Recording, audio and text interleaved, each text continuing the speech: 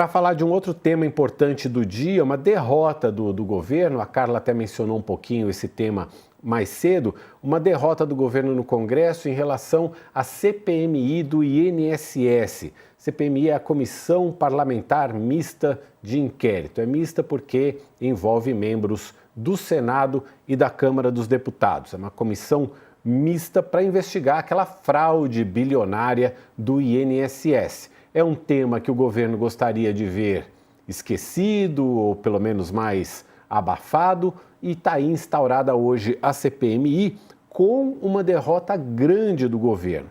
O que aconteceu foi que havia um acordo inicial para que o senador Omar Aziz, do PSD do Amazonas, presidisse essa CPMI e que o deputado federal Ricardo Aires, do Republicano de Tocantins, fosse o relator.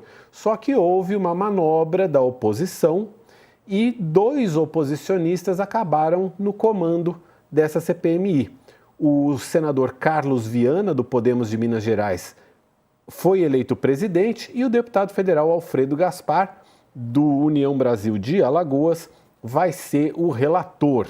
Quem está com a gente para falar sobre isso, que acompanhou a movimentação e está acompanhando os desdobramentos, lá em Brasília, é o repórter Felipe Pereira. Felipe, tudo bem? Que informações você tem para a gente? Inclusive, essa derrota do governo no Congresso, na CPMI, levou também o presidente Lula a convocar uma reunião de emergência para ver o que aconteceu, né? Parece que a base do governo também dormiu um pouco no ponto ali, foi isso? O Felipe está se organizando ali? Não, tu me ouve agora, guri? Estamos te ouvindo, Felipe. Desculpa, alguém resolveu ligar bem na hora, é brincadeira, né? Mauro, o que aconteceu, tu deu meio que o começo do script, e é uma derrota do governo, mas também é uma situação que envolve também o presidente do Senado, Davi Alcolumbre, e o presidente da Câmara, Hugo Mota, porque eles tinham criado um script justamente pelo que tu falou, para que a CPI tivesse o mínimo de visibilidade possível. Aí o Davi Alcolumbre indicou Omar Aziz, que é um senador governista, foi um senador que teve uma atuação gigante na CPI da Covid, o pessoal deve lembrar, e ele deveria ser, pela contabilidade do governo, eleito presidente.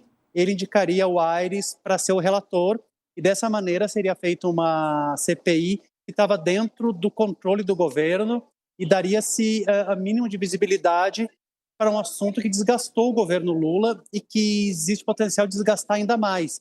Só que para você fazer o presidente, tem que ter mais votos. E a oposição conseguiu, de uma maneira, costurar uma maioria na comissão do INSS, na CPMI do INSS.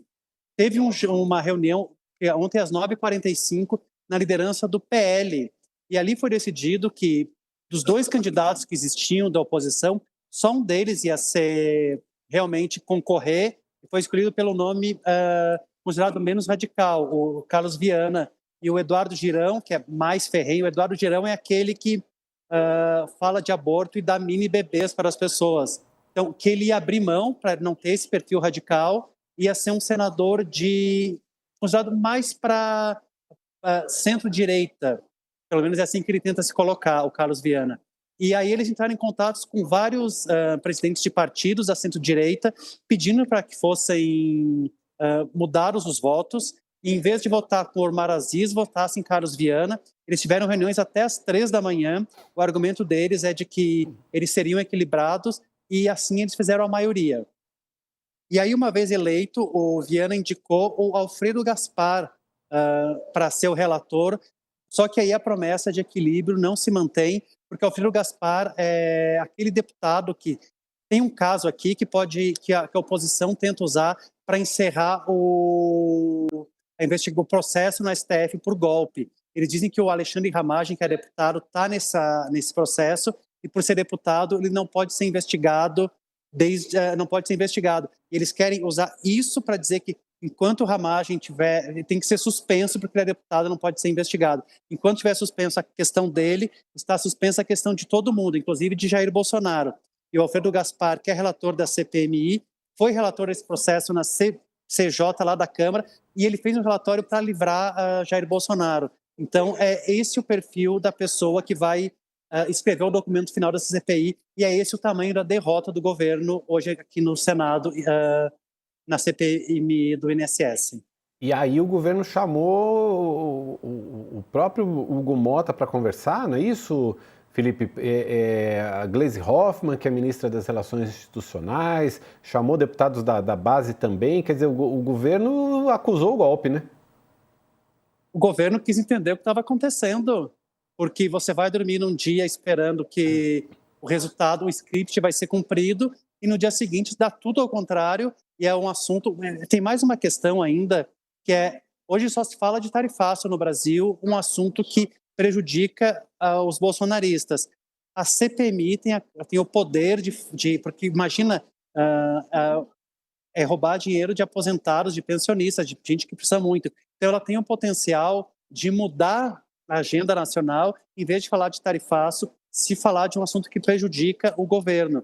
Então eles quiseram entender o que ia acontecer. O Hugo Mota teve reunido cerca de 40 minutos, também foram chamados os líderes do partido para saber o que vai ser feito, e ao mesmo tempo a oposição já se articula para conseguir jogar o máximo no colo possível toda essa situação no colo do Lula. Eu conversei com o pessoal que está capitaneando os esforços da direita. Eles disseram que querem chamar o irmão do Lula, que é vice-presidente no sindicato suspeito, querem chamar o ex-ministro Lupe, que é um aliado histórico de muitas décadas do PT, e eles querem também chamar a pessoa que é conhecida como careca do INSS, então, e tentar atrelar ele ao PT e ao governo. Então, esse é o esforço de colocar toda essa irregularidade, essa fraude bilionária no colo do governo e mudar o disco. Esse foi um escândalo que foi responsável por uma queda enorme na avaliação do governo no começo do ano. Repercutiu muito, ele é muito fácil de entender, quer dizer, você está tungando aposentado, você está tirando grana direto da aposentadoria de gente que precisa, de gente que não autorizou que esse dinheiro fosse descontado. Assim, foi um problemaço para o governo logo no começo do ano. O governo vinha com o discurso e vinha mostrando que esse escândalo, essas irregularidades começaram antes do governo Lula. E que o governo Lula descobriu, agiu, investigou, está investigando e, inclusive, já tomou as providências para devolver esse dinheiro aos aposentados. Quer dizer, a hora que a poeira estava abaixando, Sakamoto, vem esse problema agora da CPMI. E mais uma pergunta. Eu lembro de um tempo em que os acordos no Congresso eram respeitados e que você não passava por cima do presidente da Câmara, você não sentava na cadeira do presidente da Câmara, você não passava por cima de algo que você acordou com o presidente do Senado. Parece que esse tempo passou, né, Sakamoto? Mauro, passou até porque o tempo em que a gente não tinha golpes de Estado, né, promovidos muitas vezes com apoio dos próprios parlamentares que defendem golpistas, né, também passou. A gente também não tinha, tem várias novidades, né? Os parlamentares aquilo foi uma tentativa de golpe parlamentar, ocuparam as mesas da Câmara e do Senado, os deputados bolsonaristas, senadores bolsonaristas, falaram daqui eu não saio, impediram presidentes da Câmara e do Senado de ocuparem, depois falaram que isso aconteceu durante outros governos, o que é mentira, uma vez que uma coisa é obstrução, outra coisa é impedir votação, impedir o trabalho do restante dos deputados e senadores. Uma coisa é um protesto, outra coisa é você acampar nas mesas impedindo o funcionamento. Então, a gente está vivendo um tempo em que o Congresso Nacional está disfuncional por conta de parlamentares que dobram a democracia de acordo com as suas necessidades.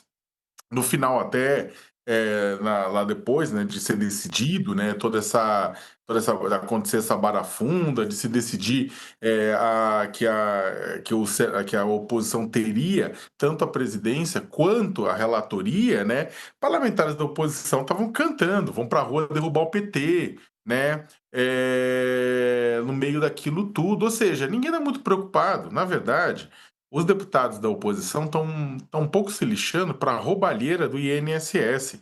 Roubalheira que estava no governo Bolsonaro, que estava no governo Lula, né? Ninguém não estão preocupados. Eles querem usar a CPI como um ariete contra o governo Lula para tentar, primeiro, atingiu o governo Lula, gerando uma perda de imagem, ao mesmo tempo que tenta tirar do ar exatamente a questão do tarifaço, em que você tem o quê? Você tem o bolsonarismo lá em Washington, lá nos Estados Unidos, batendo bumbo, pedindo sanções contra o Brasil o tempo inteiro, e as pesquisas vêm mostrando que, sim, está caindo no colo do clã Bolsonaro, mais do que no colo de Lula. Cai no colo de Lula, mas cai mais no colo do clã Bolsonaro, apesar da máquina de informação bolsonarista estar vendendo isso nas redes sociais de um outro jeito.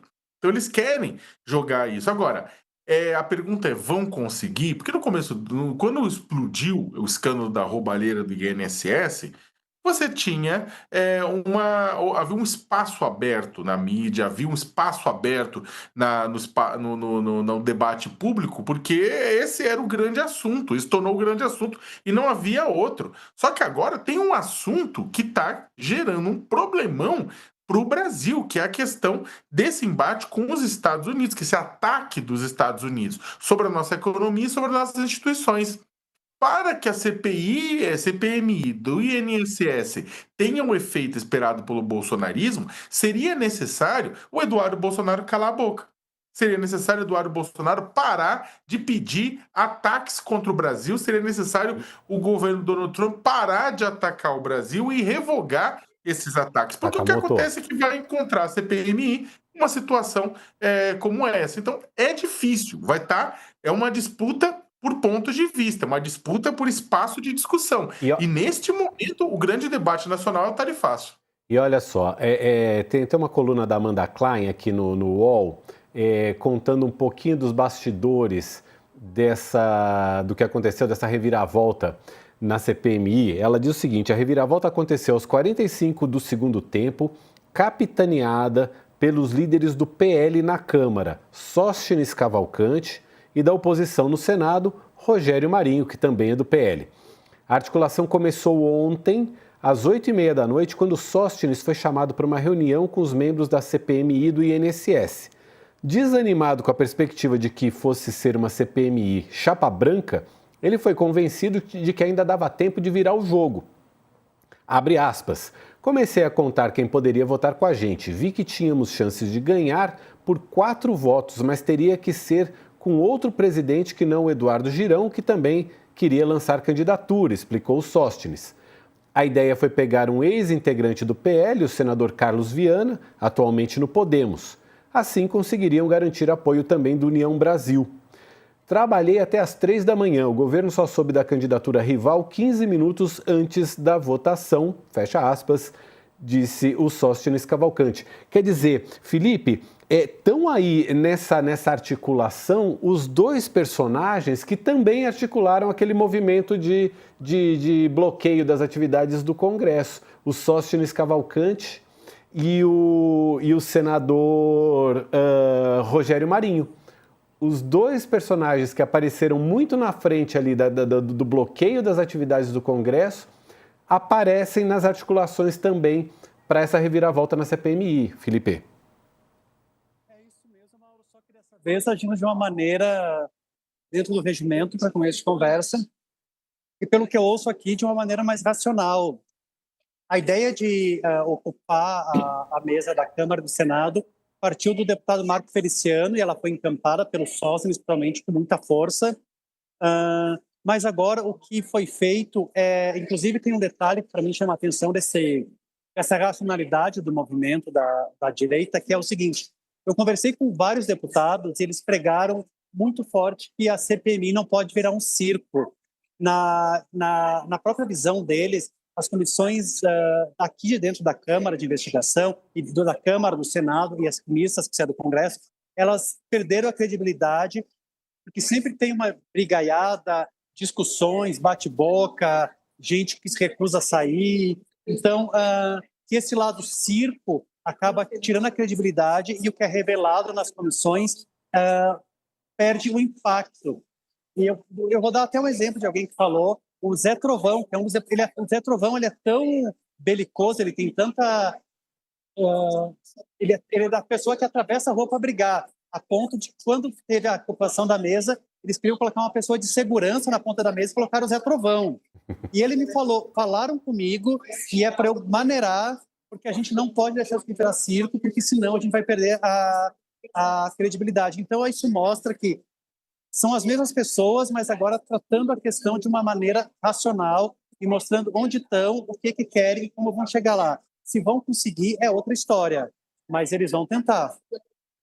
Felipe Pereira, obrigado pelas informações. Boa continuidade de trabalho aí em Brasília para você. Um abraço, obrigado.